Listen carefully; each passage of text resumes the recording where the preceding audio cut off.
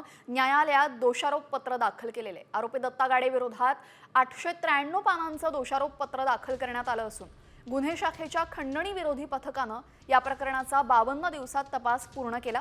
यामध्ये एकूण 82 साक्षीदारांची तपासणी करण्यात आली आहे, तर यातील 5 साक्षीदारांचे जबाब कोर्टासमोर नोंदवण्यात आलेले आहेत.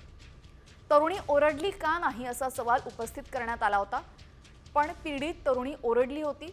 बसच्या काचांमुळे तिचा आवाज बाहेर आला नसल्याचं या दोषारोप पत्रात नमूद करण्यात आलेलं आहे.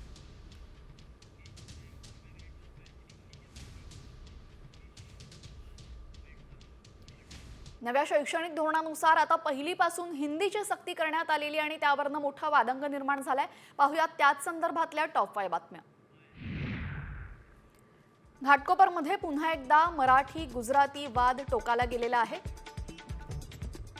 तुम मराठी लोक गंदे हो, तुम मच्छी मटण खाते हो असं म्हणत सोसायटीतील 4 कुटुंबियांना दररोज अपमानास्पद वागणूक दिली जात होती. अत्यंत खालच्या दर्जाची भाषा वापरली जाते. मनसेनं आता या संदर्भात आवाज उठवला असून या सोसायटीमध्ये जाऊन मनसे कार्यकर्त्यांनी गुजराती लोकांना दम दिलाय.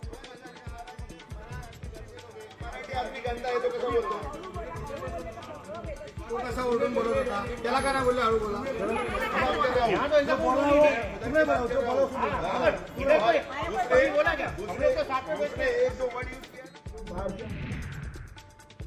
मुंबईमध्ये सातत्याने मराठीचा वाद बघायला मिळतोय. यावर ठाकरे गटाचे खासदार संजय राऊत यांनी भाजपावर आरोप केलेले. भाजपाला मुंबईमध्ये गुजरातीकरण करायचं आहे असा थेट आरोप संजय राऊतांनी केलेला आहे.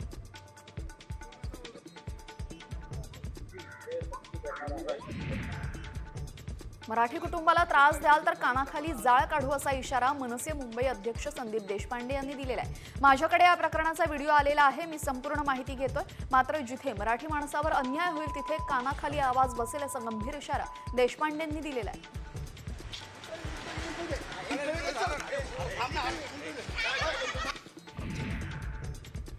आता पहिलीपासून इंग्रजीसह हिंदी भाषा सुद्धा सक्तीची करण्यात आलेली आहे. शालेय शिक्षण विभागानं जारी केलेल्या आदेशानुसार 1ली ते 5वी साठी हिंदी ही तृतीय भाषा अनिवार्य करण्यात आलेली आहे. मराठी आणि इंग्रजी माध्यमांच्या शाळांसाठी हा निर्णय लागू करण्यात आलेला आहे.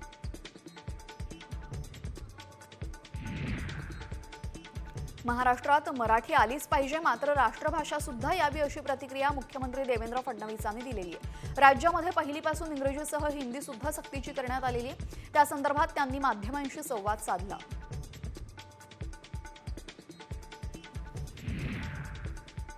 हिंदीची सक्ती करण्यावरनं राज ठाकरेंनी सरकारला इशारा दिलेला आहे. आम्ही हिंदू आहोत, हिंदी नाही. हिंदी ही राष्ट्रभाषा नाही. आम्ही हिंदी सक्तीची महाराष्ट्रात खपवून घेणार नसल्याचं राज ठाकरेंनी स्पष्ट केलेलं आहे.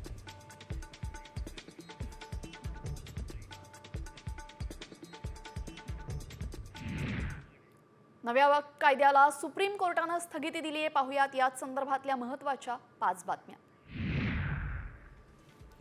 नव्या वक्फ कायद्याला 7 दिवसांची अंतरिम स्थगिती देण्यात आलेली आहे. केंद्र सरकारने जैसे थे परिस्थिती ठेवावी आणि केंद्रानं 7 दिवसांमध्ये उत्तर द्यावं असे निर्देश सुप्रीम कोर्टानं दिलेले आहेत.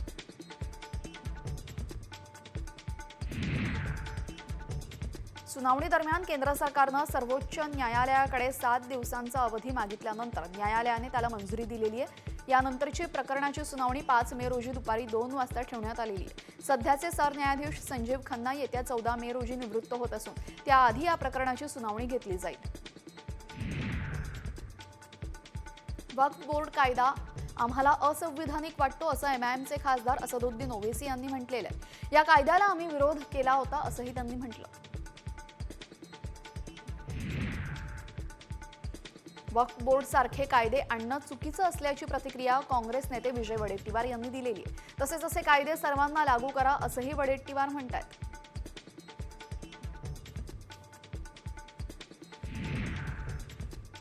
नव्या वक्फ कायद्याला सुप्रीम कोर्टाकडनं स्थगिती देण्यात आली. यावर मुनगंटीवार यांनी प्रतिक्रिया दिलेली आहे. 7 दिवसांची स्थगिती म्हणजे कायमची स्थगिती होत नाही. हा निर्णय अंतरिम असून अंतिम नाही. त्यामुळे कायदा फेटाळला गेलेला आहे असं म्हणता येत नाही असं मत मुनगंटीवारांनी व्यक्त केलेलं आहे.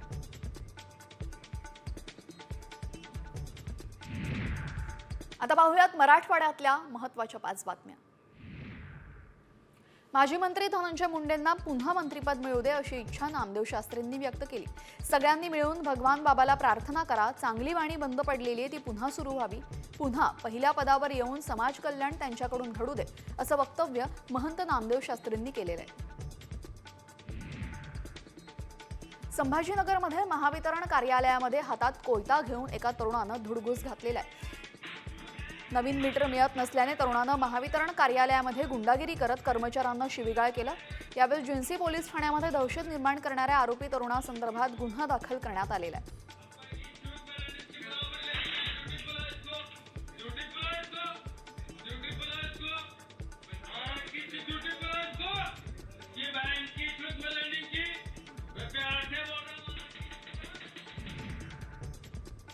लातूरकरांना पालिकेकडून दुर्गंधीयुक्त पिवळ्या पाण्याचा पुरवठा सुरू झालेला आहे, त्यामुळे शहरातील नागरिकांनी तीव्र नाराजी व्यक्त केली। मांजरा धरणातून कालव्याद्वारे पुन्हा एकदा पाणी सोडण्यात आल्यामुळे धरणामध्ये खालच्या बाजूने पाणी ढवळतंय, त्यामुळे उन्हाचा परिणाम म्हणून पिवळं पाणी येत असल्याने पालिकेने सांगितलंय।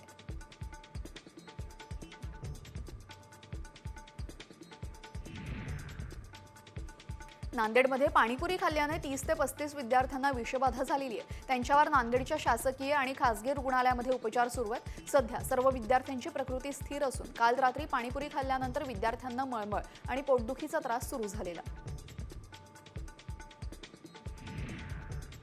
छत्रपती संभाजीनगरमध्ये तापमान 42 अंशांवर पोहोचल्याने जायकवाडीसह अनेक प्रकल्पांमधील पाण्याचं बाष्पीभवन वाढलेलं आहे। विशेष म्हणजे जायकवाडी धरणामध्ये उपसल्या जाणाऱ्या पाण्याच्या तुलनेमध्ये 6 पट पाणी दररोज 6 टन पाण्याची दररोज वाफ होते, त्यामुळे सध्या धरणातील पाणी साठा वेगानं कमी होते।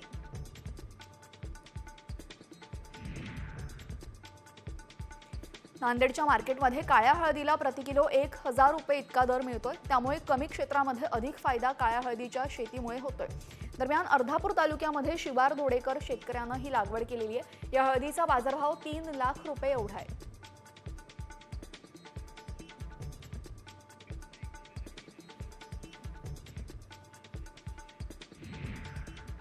आणि आता पाहूयात विदर्भातल्या टॉप 5 बातम्या।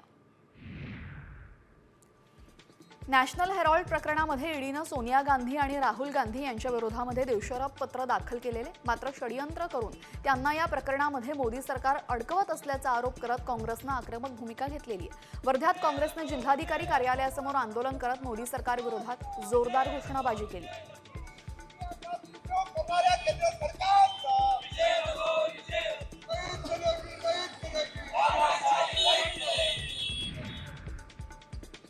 ठाकरे गटाच्या कार्यकर्त्यांनी अकोला महापालिका कार्यालयामध्ये जोरदार राडा घातला। शिवसैनिकांनी पाणीपुरवठा कार्यालयामध्ये तोडफोड केली। शहरातील मलकापूर भागामध्ये गेल्या काही दिवसांपासून 10 दिवसाआड पाणीपुरवठा होतोय। या विरोधात संतप्त नागरिकांसह ठाकरे गटाच्या कार्यकर्त्यांनी आज अकोला महापालिका कार्यालयामध्ये धडक दिलेली आहे।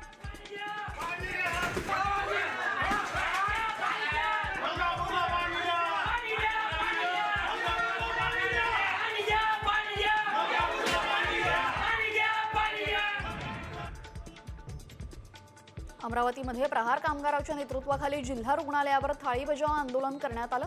रुग्णालयातील कर्मचाऱ्यांच्या वेतनामध्ये तफावतीचे 34 लाख रुपये तातडीने जमा करा असे निर्देश देण्यात आले होते। बैठकीमध्ये निर्देश देऊन सुद्धा अद्याप ही रक्कम जमा न झाल्याने आंदोलन करण्यात आलं।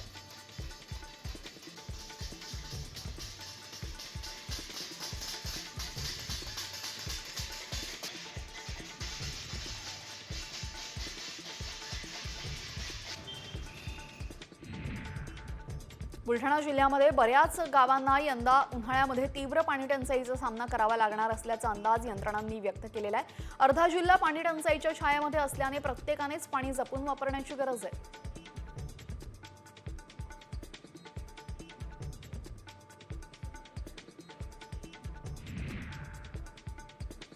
यवतमाळ जिल्ह्यामध्ये 27,000 लाडक्या बहिणी अपात्र ठरल्या। लाडकी बहीण योजनेसाठी 7,19,000 महिलांनी अर्ज केले होते। 6,92,000 महिला योजनेसाठी पात्र ठरल्या। या लाभार्थ्यांना आतापर्यंत 9 हप्ते वितरित करण्यात आलेले आहेत।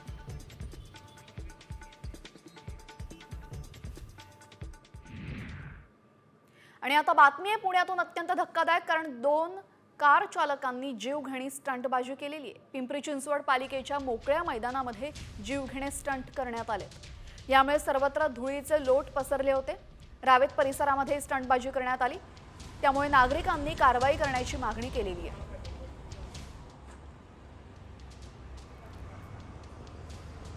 नंबरच नाही.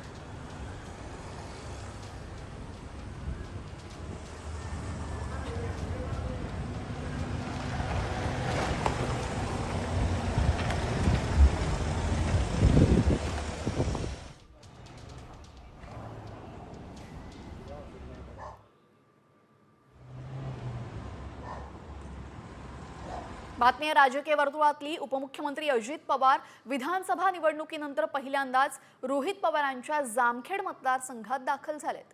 जामखेडमध्ये अजित पवार शिवशाहू फुले आंबेडकर संयुक्त जयंती कार्यक्रमाला हजेरी लावणार आहेत. या कार्यक्रमामध्ये सभापती राम शिंदे आणि अजित पवार जामखेडमध्ये पहिल्यांदाच एकाच व्यासपीठावर येतील. विशेष म्हणजे अजित पवारांच्या स्वागतासाठी रोहित पवारांच्या नावानेही बॅनर आहे. त्यामुळे राजकीय वर्तुळामध्ये चांगलीच चर्चा रंगलेली आहे.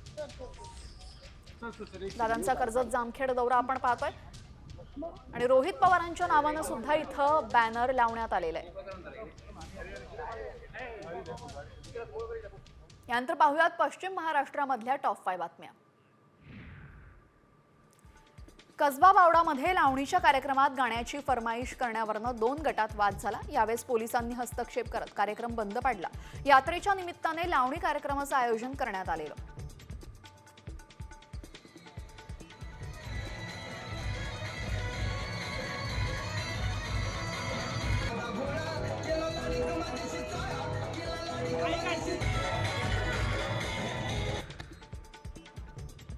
इचलकरंजी इथं आर्थिक देवाणघेवाणीवरनं महिलांनी थेट गावभाग पोलीस ठाण्यामध्ये गोंधळ घातला. चक्क हातात चप्पल घेऊन पद्मजा इंगवले या महिलेवर धाव घेत मारहाण करण्याचा प्रयत्न केला. दरम्यान पद्मजा इंगवले यांच्यावर सुदर्शना उर्फ गंगा कांबळे यांच्या फिर्यादीवरनं अदाखलपात्र गुन्हा दाखल करण्यात आलेला आहे.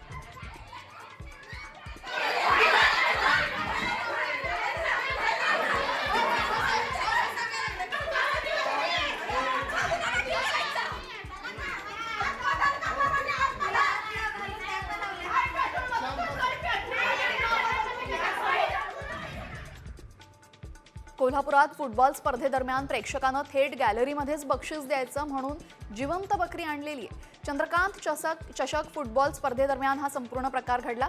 कोल्हापूर स्पोर्ट्स असोसिएशनने यावर कारवाई केली असून स्पर्धेचे संयोजक असलेल्या बालगोपाल तालीम मंडळावर 5,000 रुपयांची दंडात्मक कारवाई करण्यात आली.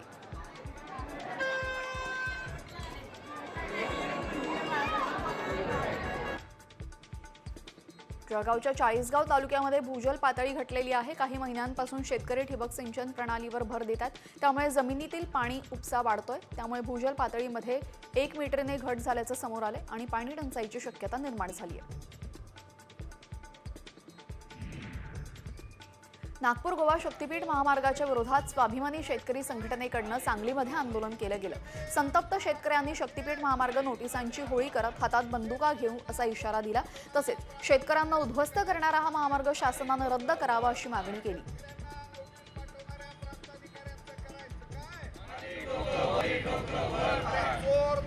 सरकारचं करायचं काय? अरे जमीन आमच्या हक्क. सांगलीमधल्या कुरपळ गावामध्ये हनुमान यात्रेनिमित्त गौतमी पाटीलचा सांस्कृतिक कार्यक्रम आयोजित करण्यात आलेला. यावेळेस ग्रामीण भागातील महिलांनी फार मोठ्या प्रमाणात उपस्थिती दर्शवल्याने गौतमी पाटीलने महिला वर्गाचे आभार मानले आणि समाधान व्यक्त केलं.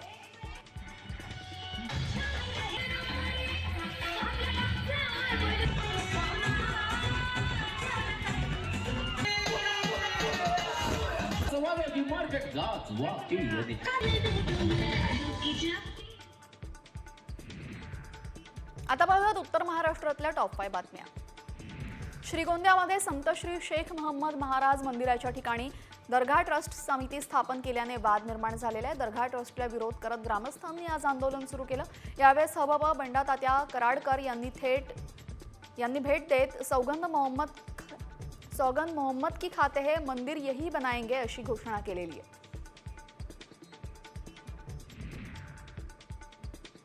जळगावच्या नशिराबादमध्ये प्रशासनाचा भोंगळ कारभार समोर आलेला आहे। स्मशानभूमीतील मोबाईल टॉर्च लावून अंत्यविधी पार पडलेला आहे। स्मशानभूमीमध्ये सुशोभीकरणासाठी लाखो रुपयांचा निधी गेल्या काही महिन्यांपासून खर्च करण्यात आला, मात्र या ठिकाणी कुठलीही व्यवस्था नसल्याने नागरिकांनी संताप व्यक्त केला। अहिल्यानगरच्या श्रीगोंद्यामध्ये ग्रामस्थांनी आमरण उपोषण केलं। संत मोहम्मद महाराज ट्रस्ट चुकीचा ठराव त्वरित रद्द करा अशी मागणी त्यांनी केलेली आहे। यावेळेस कीर्तनकार बंडातात्या कराडही उपस्थित होते।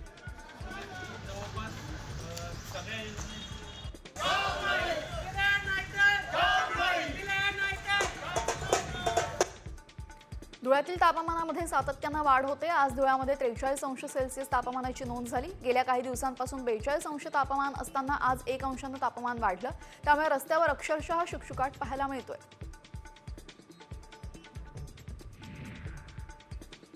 नंदुरबारमध्ये आतापर्यंत सर्वात जास्त उच्चांकी तापमानाची नोंद झालेली आहे। गेल्या 8 दिवसांपासून तापमानाचा पारा 43 डिग्रीवर आहे, त्यामुळे वाढत्या उष्णतेमुळे नागरिक हैराण झाले असून प्रशासनाकडून काळजी घेण्याचं आवाहन करण्यात आलंय।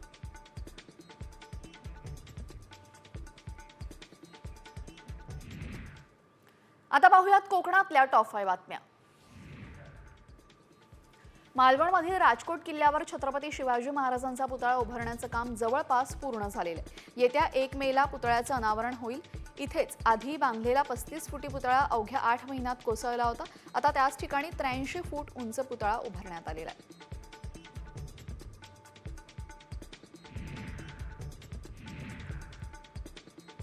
रत्नागिरीमधील JSW कंपनी विरोधात उभारलेलं धरणे आंदोलन नांदिवडी ग्रामस्थांनी मागे घेतलेले आहे। कंपनीचे सुरू असलेले गॅस टर्मिनलचं काम तात्काळ थांबवलेले, तसेच ग्रामस्थांच्या मागण्यांवर तहसीलदार आणि कंपनी विचार करणार असल्याचं आश्वासन दिल्यानंतर आंदोलन मागे घेण्यात आलं।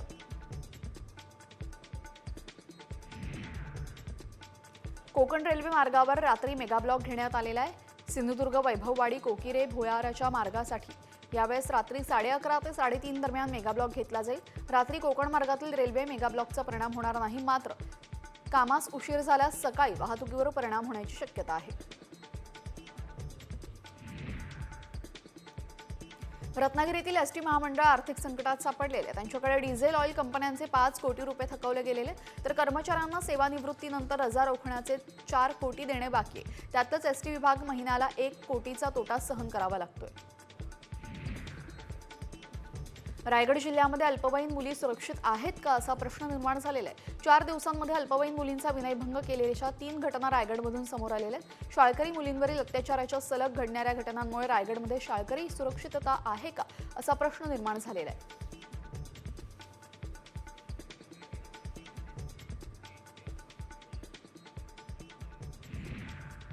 आता पाहूयात नाशिकमधल्या महत्त्वाच्या 5 बातम्या।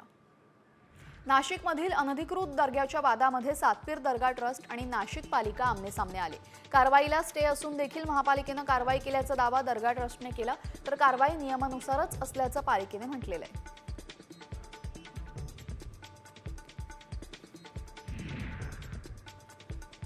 नाशिकच्या पोलीस दलातील जखमी 21 पोलीस कर्मचाऱ्यांपैकी 16 पोलीस कर्मचाऱ्यांना डिस्चार्ज देण्यात आलेला आहे। नाशिकच्या दगडफेकीमध्ये 31 पोलीस कर्मचारी आणि काही अधिकारी जखमी झाले।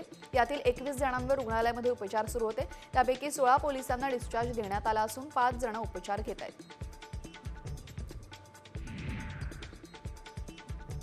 नाशिकमध्ये हप्ता न दिल्यानं व्यावसायिकावर डोक्यात दगड घालून प्राणघातक हल्ला करण्यात आला। 15 दिवसांपूर्वी चॉपरने मारण्याची धमकी देण्यात आली होती, मात्र याकडे पोलिसांनी दुर्लक्ष केल्याचा आरोप करण्यात येतोय।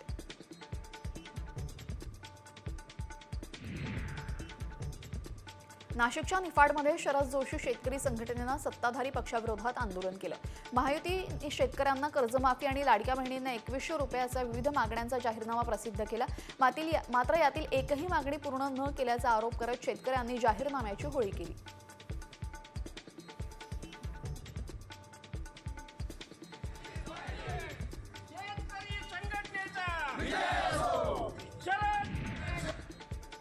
नाशिक पुणे महामार्गावर नांदूर शिंगोटे जवळ गोमांस घेऊन जाणाऱ्या गाडीचा अपघात झाला। गाडीतील गोमांस रस्त्यावर पडल्यानं काही काळ वाहतूक कोंडी निर्माण झालेली। अपघातानंतर गाडी चालक फरार झाला। वावी पोलीस ठाण्यामध्ये या प्रकरणी गुन्हा दाखल झाला असून पोलिसांकडून तपास सुरू आहे।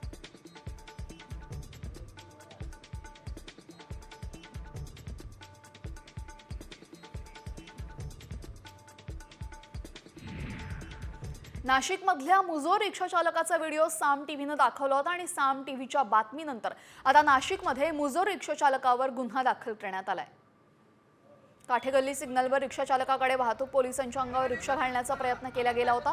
पोलिसांनी रिक्षा चालकाकडे लायसन्स मागितलं, मात्र चालकानं लायसन्स न दाखवता हुज्जत घातली। नाशिकचे पोलीस आयुक्त संदीप कर्णिक यांनी आता साम टीव्हीच्या बातमीची दखल घेत मुजोर रिक्षा चालकावर कारवाईचे आदेश दिले।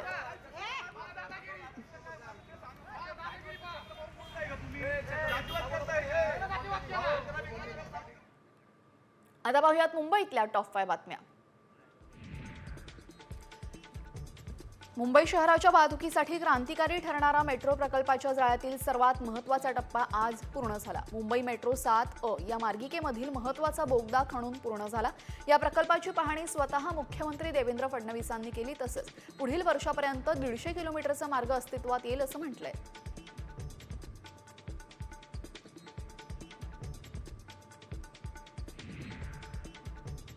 शेतकरी कर्जमाफीसाठीच्या आंदोलनावर प्रहार संघटनेचे अध्यक्ष बच्चू कडू ठाम आहेत। त्यांनी आज कृषी मंत्री माणिकराव कोकाटेंची भेट घेतली। 28 तारखेला आंदोलनाची पुढील दिशा ठरवणार असल्याचं त्यांनी जाहीर केलेलं आहे। कर्जमाफीबद्दल सरकारमधील कुणीही काहीही बोलत नाही असा हल्लाबोलही त्यांनी केला।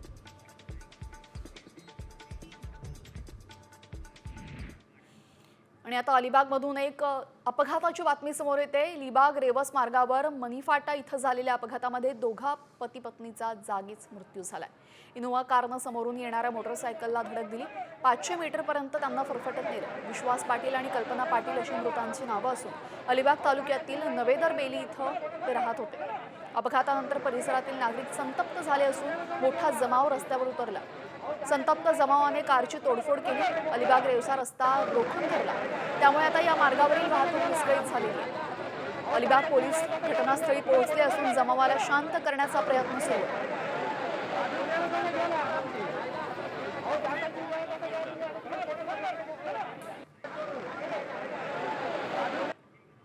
या संदर्भात अधिक माहिती देतील आमचे प्रतिनिधी सचिन कदम। सचिन, अत्यंत दुर्दैवी घटना घडलेली आहे। पती पत्नीचा मृत्यू झालेला आहे। संतप्त जमाव होता, सध्या परिस्थिती काय? अजूनही त्या ठिकाणी परिस्थिती आटोक्यात आलेली नाहीये। लोकांचा राग आहे तो खूप अनावर झालेला आहे। ही अलिबाग रेवस रस्ता आहे, त्या रेवसवर अपघात आहे आणि स्थानिक कुटुंब त्या ठिकाणी अपघातात मृत्यू गेल्यामुळे लोकांच्या भावना अधिक तीव्र आहेत। ऍक्सिडेंट मध्ये अपघातग्रस्त इनोव्हा आहे, या गाडीमुळे अपघात झाला। त्या गाडीची मोठ्या प्रमाणात तोडफोड केलेली आहे आणि पूर्ण जमाव रस्त्यावर उतरून रस्ता अजूनही रोखून धरलेला आहे। पोलीस तरी आले असले, वातावरण नियंत्रणात असलं तरी देखील जमाव अजूनही महामार्गावर हटलेला नाहीये। जी, धन्यवाद सचिन आपण दिलेल्या सविस्तर माहितीबद्दल। तर अपघातामध्ये पती पत्नीचा मृत्यू झालेला आहे। स्थानिक रहिवासी असल्यामुळे स्थानिकांनी संतप्त प्रतिक्रिया दिलेल्या आणि कारची तोडफोड केलेली आहे। आता महत्त्वाच्या बातम्या वेगवान स्वरूपात। संभाजीराजे छत्रपतींनी वाघ्या कुत्रा हटवण्याची पुन्हा एकदा मागणी केलेली आहे। बावनकुळेंची भेट घेतल्यानंतर ते बोलत होते। वाघ्या कुत्रा हा दंतकथेतील पात्र आहे, त्याचा कुठलाही इतिहास नाही असं त्यांनी यावेळेस म्हटलं। या प्रकरणामध्ये मुख्यमंत्र्यांची वेळ देण्याची मागणीही त्यांनी केलेली आहे। जीएसटीमुळे आता विद्यार्थ्यांना भुर्दंड पडणार आहे। मुंबई विद्यापीठाला 16 कोटींचा जीएसटी भरण्याची नोटीस आलेली आहे। विद्यापीठाला 2017 पासून जीएसटी भरण्यासाठी केंद्रीय जीएसटी विभागानं ही नोटीस बजावलेली आहे। त्यामुळे आता सरकारी विद्यापीठांना सुद्धा उत्पन्नातील वाटा केंद्र सरकारला द्यावा लागणार आहे।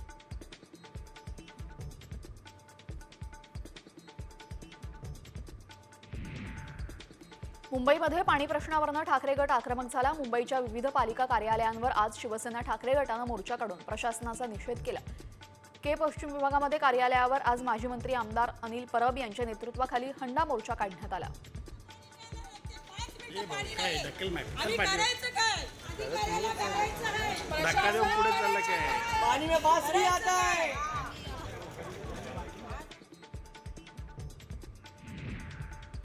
पाहुयात पुण्यातल्या टॉप 5 बातम्या। काँग्रेसचे माजी आमदार संग्राम थोपटे सोमवारी भाजपामध्ये प्रवेश करणार आहेत। साम टीव्हीला सूत्रांनी माहिती दिली असून संग्राम थोपटे हे भोरमधील काँग्रेसचे माजी आमदार आहेत। 3 वेळेस ते या मतदारसंघामधून विजयी झाले होते, त्यामुळे पुण्यामध्ये काँग्रेसला मोठा धक्का बसणार आहे।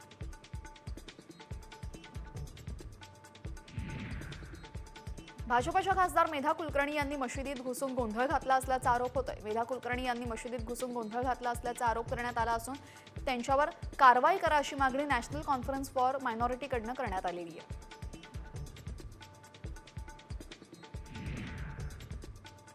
पुण्यात राष्ट्रवादी काँग्रेस शरदचंद्र पवार पक्षानं एल्गार आंदोलन पुकारलं. वाढत्या महागाईच्या विरोधामध्ये राष्ट्रवादी शरदचंद्र पवार पक्ष रस्त्यावर उतरलाय.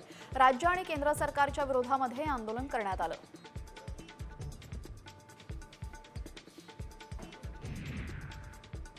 पिंपरी चिंचवडमधील मेट्रो स्थानकाबाहेर पार्किंगची सुविधा कधी मिळणार असा सवाल प्रवाशांनी विचारला. मेट्रोच्या मोरवाडी स्थानकामध्ये पार्किंगची सोय उपलब्ध करून देण्यात आलेली आहे. मात्र शहरातील 6 पैकी 5 स्थानकांमध्ये पार्किंगची सोय नाहीये. मेट्रो स्थानकाबाहेर अनधिकृत पार्किंग असल्याने प्रवाशांना बेवारसपणे वाहनं उभं करावे लागत आहेत.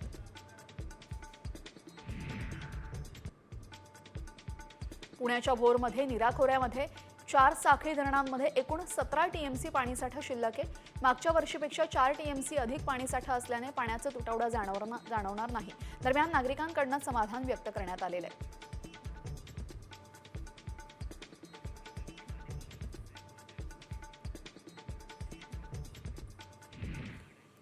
आता पाहूया ठाणे पालघर मधल्या महत्त्वाच्या 5 बातम्या. वनमंत्री गणेश नाईक ज्या मनपा रुग्णालयाची प्रशंसा करतायत त्या रुग्णालयातील जर्मन टेक्नॉलॉजीची पाहणी करत मनपा रुग्णालयाबाहेर युवा सेनेतर्फे आंदोलन करण्यात आलं. मनपा रुग्णालयामध्ये मोठ्या आजारावर उपचार होत नसतील तर जर्मन टेक्नॉलॉजीचा काय उपयोग असा सवाल युवा सेनेनं केलेला आहे. नाईक विरुद्ध शिंदे वाद यामुळे तीव्र होताना दिसतोय.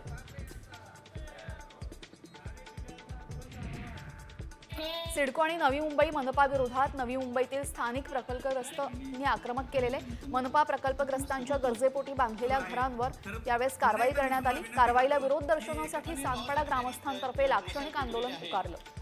आंदोलन म्हटलं की ते पेटतं राहिलं पाहिजे. कोण म्हणते देणार नाही. सिडको पुढे घर विक्रीचं मोठं संकट उभं राहिलेले. उपलब्ध करून दिलेली घरं महाग असल्यामुळे ग्राहकांचा थंड प्रतिसाद मिळतोय. त्यामुळे सोडत काढून 2 महिन्यांचा कालावधी लोटला तरीही प्रत्यक्ष घर घेण्यासाठी आतापर्यंत अवघ्या 2900 ग्राहकांनीच कन्फर्मेशन अमाउंट सिडकोकडे भरलेली आहे.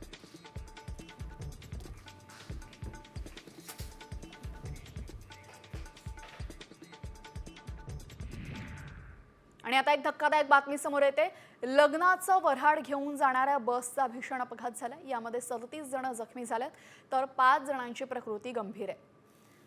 हा भीषण अपघात राजस्थानच्या राजसम्मत जिल्ह्यामध्ये झालेला आहे.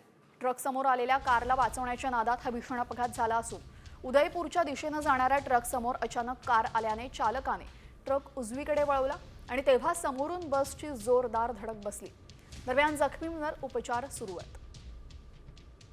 या अपघातामध्ये 37 जण जखमी झालेत.